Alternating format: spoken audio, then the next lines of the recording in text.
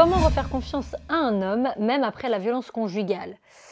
Eh ben, on doit faire confiance à un homme, on doit refaire confiance à un amoureux parce que c'est ce que j'ai déjà expliqué dans mes interviews, on ne peut pas leur donner raison.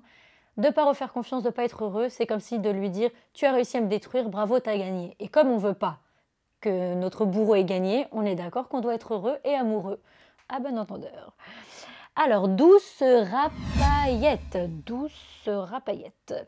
Est-ce que le fait que ton histoire ait été médiatisée a joué dans ta reconstruction personnelle? Oui, je pense que de toute façon, à un moment donné, la première fois où je l'ai dit, je me suis lancée dans un truc, je n'avais pas conscience de ce que c'était. Et quelque part, des femmes sont venues me parler et me raconter leur histoire. Et ça m'a fait un déclic. Je me suis dit, ah, je peux vraiment aider. Est-ce que je me serais rendu compte que de raconter mon histoire pouvait aider si je ne l'avais pas fait médiatiquement? Pas sûr. Alors, Nlim CRD. Comment a-t-elle fait pour donner sa confiance à nouveau à un homme? Quelles sont les plus grandes séquelles qu'elle garde aujourd'hui de son passé? Les plus grandes séquelles, elles viennent pas de mon histoire, parce que moi, j'apprends à vivre avec. Ma plus grande séquelle, c'est surtout l'histoire de ma maman, quoi. Parce que ma maman est décédée quand j'avais 12 ans, elle avait 29 ans. Et quand moi j'ai eu 29 ans, j'ai été déchirée dans mon corps. Et quand j'ai eu 30 ans aussi, parce que je me suis dit, j'ai 1 an de plus que ma maman, 2 ans de plus que ma maman. Donc c'est surtout les séquelles de l'histoire de ma maman. Quand moi j'ai vécu les violences conjugales, je me suis dit, d'accord, je comprends ce qu'elle a vécu. Donc moi les séquelles, j'ai pas envie d'en garder, parce que j'ai pas envie de rester une victime. C'est plutôt celles de ma maman qui me font du mal. Douce rapaillette. Ah, elle est de retour. Comment, selon elle, l'entourage peut-il aider au mieux les femmes victimes de violences? Alors il faut aider, mais pas n'importe comment, parce que lorsque l'on aide n'importe comment, on peut mettre en danger la victime. Il faut déjà la recevoir à la maison, essayer de la protéger, d'éloigner le compagnon violent. Et aujourd'hui, heureusement, la loi fait qu'on n'est pas obligé de lui demander de porter plainte, on peut le faire pour elle. Nous-mêmes, si on est un ami, une personne de la famille, on peut écrire directement au procureur et le procureur, lui, pourra directement amener ce dossier et condamner le compagnon. Ça, c'est important à savoir. On n'est pas obligé de demander à la personne qui a peur de son compagnon de porter plainte. On peut le faire nous-mêmes à sa place si elle en a envie. Sandra Michelet. Bonjour Sam et bonjour Tatiana. Très poli. Votre témoignage m'a bouleversée et j'ai hâte de commencer la lecture de cette œuvre. Cette œuvre, c'est gentil. Je voulais vous demander si cela n'est pas trop indiscret, ce qu'est devenu l'enfant de votre viol et comment tous les matins arrivez-vous à trouver la force à vous battre. Merci beaucoup. Eh bien, c'est ce que j'explique dans mes interviews. Je l'ai bien souvent écrit et j'ai eu du mal à en parler. C'est un enfant dont j'ai dû faire le deuil, dont on m'a demandé d'attendre sa majorité pour ma sécurité, pour sa sécurité. Aujourd'hui, ça fait 1 mois à peu près qu'il est majeur, donc j'attends de voir comment va se dérouler notre futur. J'espère qu'on aura un futur, j'espère qu'il en aura envie, j'espère qu'il aura compris son histoire à travers mon livre Nom des femmes battues, qui a été aussi écrit pour lui. Et comment j'arrive à me lever tous les matins et à trouver la force, eh ben, j'ai pas le choix. Il faut être fort, il ne faut pas sombrer, sinon, je le répète, on leur donne raison. Et j'ai absolument pas envie de donner raison à ces bourreaux qui essayent de vous détruire. Merci. Zaraki, penses-tu refaire de la télé-réalité un jour? Non, je pense pas, mais après, il faut jamais dire Fontaine, je ne boirai jamais de ton eau. Une télé-réalité, aujourd'hui, ça veut tout dire et n'importe quoi. On met Koh-Lanta dans télé-réalité, Pékin Express dans télé-réalité. Donc faire un jeu d'aventure sportif, pourquoi pas? Parce que j'aime les sports d'extrême, les sauts en parachute, des choses comme ça. Donc peut-être, mais là, dans un futur proche, je ne me vois pas dans cet avenir-là. Anaël PCLT, as-tu porté plainte contre ton ex-bourreau? Alors non, parce qu'à l'époque j'avais peur des représailles, je ne l'ai pas fait. Et que penses-tu de la plateforme 3919? C'est extrêmement ingénieux, parce que moi, à mon époque, il n'y avait pas de numéro de téléphone.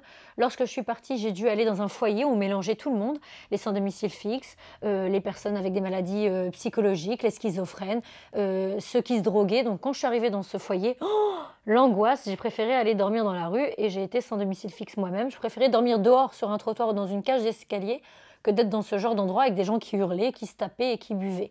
Donc le 3919 est un numéro exceptionnel puisque c'est uniquement pour les personnes victimes de violences conjugales. Donc les gens sont éduqués à ça, à recevoir ces appels.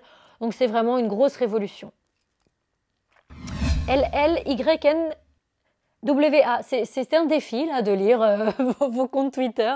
Alors, quelle a été la réaction lors de la révélation de ton secret et que tu as été sifflé par le public? Non, j'ai eu une très bonne révélation. Le public, il y avait des gens qui sifflaient, je crois, parce qu'ils aimaient des personnages. On était des personnages. Ils votaient pour un tel, ils votaient pour un tel. Donc je crois que c'était plus en tant que personnage que les gens huaient, sifflaient ou nous aimaient. Mais je crois que mon histoire a tout de suite été bien reçue, heureusement, dans la bienveillance. Les gens qui pensaient, je ne sais pas, des mauvaises choses, ils ne me l'ont pas souvent partagé. Donc j'ai aucun regret, je suis contente ce jour-là de l'avoir dit, parce que c'était un peu mon moment zéro de mon combat. C'était vraiment le moment zéro. Bilal Nak, penses-tu que l'on peut aimer même si on bat la personne, ou pour toi c'est un paradoxe? Battre une personne, c'est pas l'amour. C'est vrai que très souvent, je vous parlais du cerveau qui fait un effet placebo. Pour supporter la personne qui vous fait du mal, le cerveau vous fait croire que vous l'aimez. Or, vous êtes soumis. Ça s'appelle de la soumission, ça s'appelle de l'emprise. Et l'emprise dans notre cerveau, ça équivaut à croire que l'on aime la personne. Or, on a peur de cette personne. On est soumis à lui, ce n'est pas de l'amour. Donc il faut faire la différence entre l'amour et la soumission. Et notre propre cerveau ne le fait pas toujours. Donc je peux comprendre que c'est très compliqué à comprendre. Pinky Chouquette. Bonjour Tatiana, je fais partie de celles qui ont lu ton premier livre il y a bien longtemps, il y a 10 ans. Je voulais te demander comment as-tu pu réussir à faire confiance à Xavier, avec beaucoup de mal, je te rassure, et à être aussi à l'aise avec lui après tout ça. J'espère que tu pourras répondre à ma question. Comme je l'ai écrit dans mon premier livre que tu as lu, j'avais peur des premières réactions quand... j'entendais ses pas venir vers moi, je me demandais si j'allais subir quelque chose. Lorsqu'il n'était pas content, je me demandais s'il allait me le faire subir. Je sais pas, l'eau des pattes dépassée, il criait. Je me suis dit, ça y est, c'est sur moi qu'il va s'en prendre. Non, je ne lui ai pas fait confiance tout de suite. Je lui ai d'ailleurs fait beaucoup de misère, le pauvre. Quelquefois, à 2 h du matin, j'angoissais et je partais de chez lui. Et il me suivait toute la nuit, pendant des heures et des heures, même quand il avait entraînement le lendemain matin. Non, je lui ai fait subir pas mal de choses quand même. Mais... il faut se donner le droit d'être heureux. Voilà. Alizé Raymond, quelle est la chose que tu aimerais dire à la Tatiana qui vivait dans la souffrance? Qu'elle a bien fait d'être courageuse et de ne pas vouloir être une victime à vie. Parce qu'aujourd'hui, je vis des choses magnifiques. Je voyage, je rencontre des gens humainement. Je rencontre des monks et des moines bouddhistes avec qui je partage des philosophies de vie incroyables. Je vais dans des villages en Thaïlande où je partage avec des gens, on n'a pas la même langue, on n'a pas la même culture, on ne se comprend pas, mais on se comprend à travers les yeux. Je vis des choses humainement riches. J'arrive à aider des gens à faire qu'ils s'en sortent de leur souffrance. Donc tout ça fait que j'ai envie de lui dire bravo d'avoir eu ce courage parce qu'aujourd'hui, je suis vivante et libre. Et c'est la plus belle chose de la vie. Et d'ailleurs, je te le souhaite, Alizé, d'être libre toi aussi et de jamais vivre les violences conjugales, s'il te plaît. Mounia Moumou, c'est trop mignon. Tatiana, tu vas en parler 30 ans de tes violences. Ah, elle n'est pas très mignonne en fait. Est-ce que tu vas en parler 30 ans de tes violences? Eh bien écoute, première question, mais il y a une suite. Si je vis 120 ans, je vais en parler 120 ans. Quand tu es sortie de Secret Story, tu l'as raconté et re-raconté. Et je vais le re-raconter jusqu'à la fin de mes jours parce que c'est ma mission. Et parce qu'à chaque fois que je le raconte, il y a des nouvelles personnes qui viennent me voir en disant « La fois d'avant, j'ai pas osé partir et cette fois, je suis partie. » On a compris. Non, malheureusement. Est-ce que tu peux m'envoyer un tweet et m'expliquer ce qu'est la violence conjugale? Explique-moi réellement ce qu'est la violence conjugale et là, je pourrais voir si réellement tu as compris ce que c'est. Donc ma question, c'est pourquoi en reparler? C'est vraiment pour prévenir ou c'est pour surfer sur la vague? La vague. J'ai pas compris la vague. La vague de quoi? La vague de ma vie, de mes souffrances, de ce que j'ai vécu? J'ai pas vraiment compris. Mais alors, donc ma question, c'est pourquoi en reparler? Mais parce que à chaque fois que je fais une nouvelle interview, à chaque fois que je fais un nouveau plateau télé, à chaque fois que je fais un nouveau papier, il y a des personnes qui n'ont pas eu le courage la fois d'avant et qui l'ont la fois d'après, donc ça m'encourage à le faire. Donc je le ferai encore. Et elle me dit merci. Donc elle est quand même bien élevée et très polie. Je lui fais un bisou et bravo à ses parents qui l'ont bien élevée. Raza Rexa. Tatiana, es-tu toujours en couple avec Xavier? Si vous n'êtes plus ensemble, c'est pour quelle raison? Est-ce que tu as envie de me pécho? Non, mais je me pose la question. C'est souvent on demande pourquoi on n'est plus ensemble. Oui, je suis toujours mariée. Voilà, on n'a pas encore divorcé. Écoute Radza, si un jour je divorce, je retiens ton tweet et peut-être qu'on pourra voir une petite histoire ensemble, on ne sait jamais. Lila, Ilana. Lilia, Iliana. Quel mot avec un S, mot sans S, singulier pluriel, pourrait-elle dire à des femmes qui en ce moment sont dans son ancienne situation? Eh bien de partir, sinon elles vont mourir. Bonjour, je souhaite en anonyme.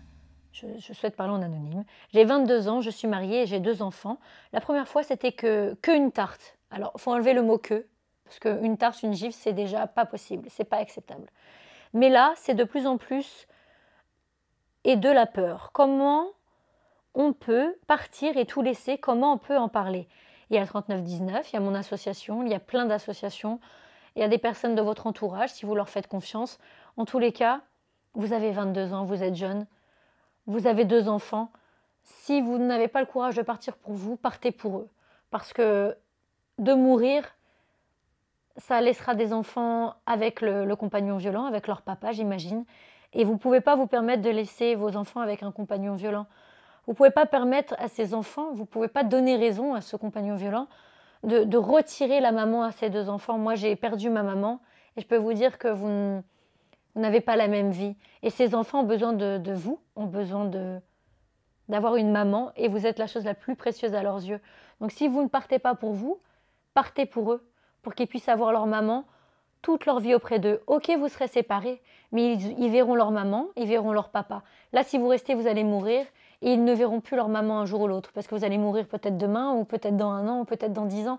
Mais un jour, vous allez mourir et vous ne pouvez pas vous permettre de leur retirer ce qui est de plus précieux au monde, une maman. Voilà. Et si vous avez besoin, je suis là, Association Rose Jaune. Est-ce que les premiers temps avec Xavier, lorsque vous vous disputiez, ça t'est arrivé d'avoir peur de lui? Bah oui, évidemment, je l'ai écrit 1000 fois. Suite à ce que tu as vécu, question anonyme, s'il vous plaît. Ben oui, évidemment que j'avais peur. C'est pas grave la peur en fait. Il faudrait apprendre à avoir confiance aux gens. Il faudrait apprendre à avoir confiance en soi. C'est pas grave d'avoir peur. C'est pas grave de pleurer. C'est pas grave d'être triste.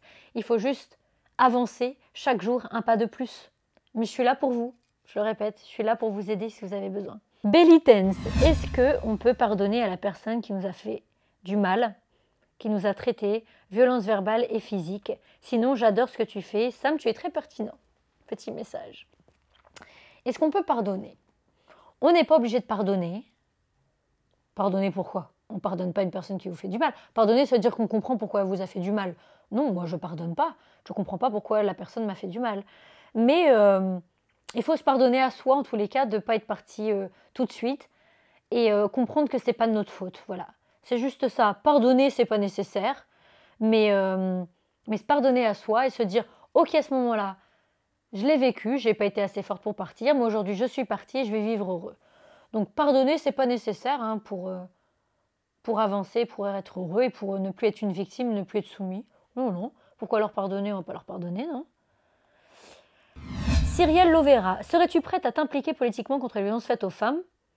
Politiquement, c'est un grand mot, mais là, c'est vrai que j'ai la chance que le ministre m'accepte, Marlène Schiappa, m'accepte dans les prochains ateliers, qui va préparer le Grenelle, qui va préparer les requêtes, les textes de loi à proposer à Emmanuel Macron le 25 novembre prochain, parce que le 25 novembre, c'est la Journée internationale des droits de la femme, notamment celle qui vient d'être appelée, hein, l'avocate qui était celle qui avait été choisie pour défendre la première femme de Bertrand Cantat qui s'est suicidée hein, face aux violences que son ex-compagnon lui avait fait subir et qui n'avait pas été reconnue comme une victime de violence conjugale, plus comme un acte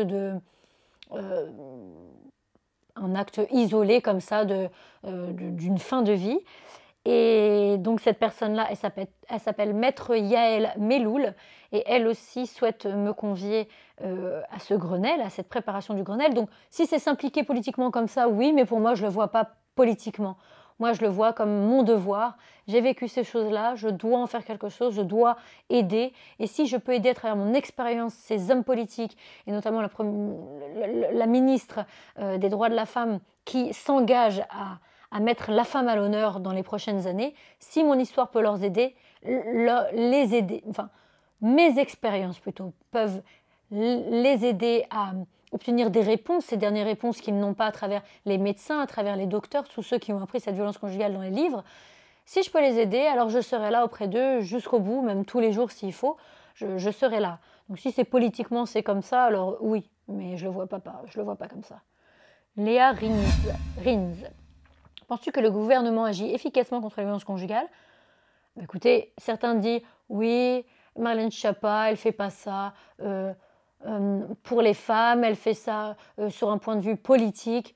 Moi, en fait, je cherche pas à savoir si les gens sont engagés dans la bienveillance ou s'ils le font d'un point de vue politique pour bien se faire voir. Moi, ce qui m'intéresse, c'est le fait qu'on parle de la violence conjugale, le fait qu'on fasse avancer les lois. C'est tout ce qui m'intéresse. Pourquoi les hommes politiques font les choses? Est-ce que c'est pour se faire réélire, etc. Peut-être, mais je m'en contrefous. Moi, ce que je veux voir, c'est est-ce qu'on bouge?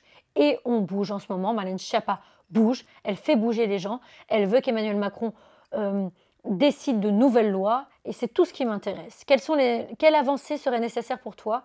Eh bien, les avancées, c'est ce qu'on en parlait hier avec Maître Yael Meloul, c'est qu'aujourd'hui, on attend qu'une femme soit victime de violences physiques pour prendre sa plainte lorsqu'elle va à la gendarmerie, à la police.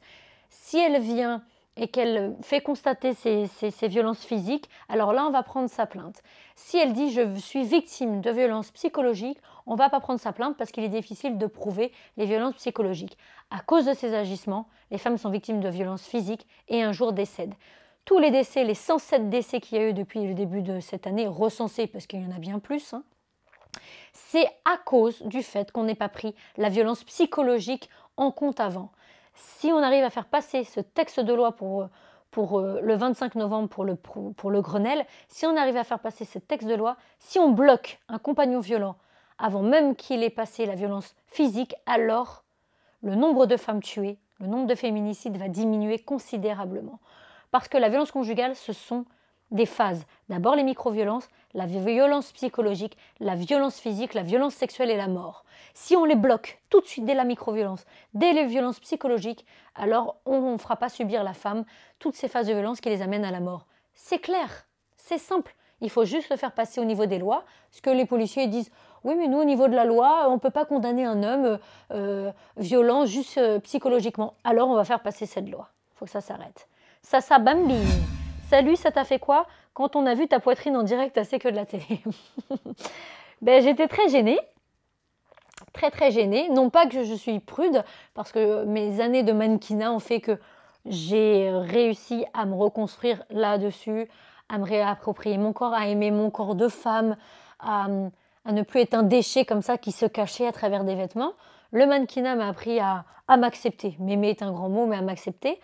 Donc je ne suis pas prude, je n'ai pas une pudeur extrême. J'ai fait des défilés en bikini, des photos en bikini, il n'y a aucun problème. Mais la télévision, lorsqu'on défend des sujets de société, dans C'est que de la télé, sur C8 c'était quand même des sujets de société, on n'est pas là pour montrer son sein et encore moins son téton. Il faut être clair. Donc c'est vrai que le micro était trop lourd par rapport à ma tenue et ça n'arrêtait pas de tomber. Donc en amont, ce que vous ne savez pas, c'est que les techniciens sont rentrés du son pour me scotcher avec un morceau de scotch ce micro pour pas qu'il tombe. Finalement, il est tombé. Je me suis fait une raison. Je me suis dit que la vie avait écrit les choses comme ça. Bon, voilà, c'est un téton. Mais ça m'a mis très mal à l'aise. Et ce que vous ne savez pas, c'est qu'en sortant du plateau, j'ai pleuré. J'ai beaucoup pleuré. Et tu as tous les producteurs, Valérie Benaïm, tous mes collègues qui sont venus auprès de moi, qui m'ont dit « mais c'est rien, il est beau ton téton, tout ça est beau ». Donc ils ont dédramatisé la chose. Et je leur remercie parce que moi, je pensais que j'allais me faire virer. J'ai dit « vous allez me virer, Canal+ va me virer ». J'ai montré mon sein. Et finalement, non, voilà. On m'a beaucoup taquiné longtemps. Et puis, on va dire que ça reste un sein. Voilà. Ah c'était la dernière question. C'est rigolo sur le sein. Voilà. Donc, vous connaissez mon sein droit. Peut-être qu'un jour, vous montrerez mon sein gauche. Voilà. C'est pas sûr.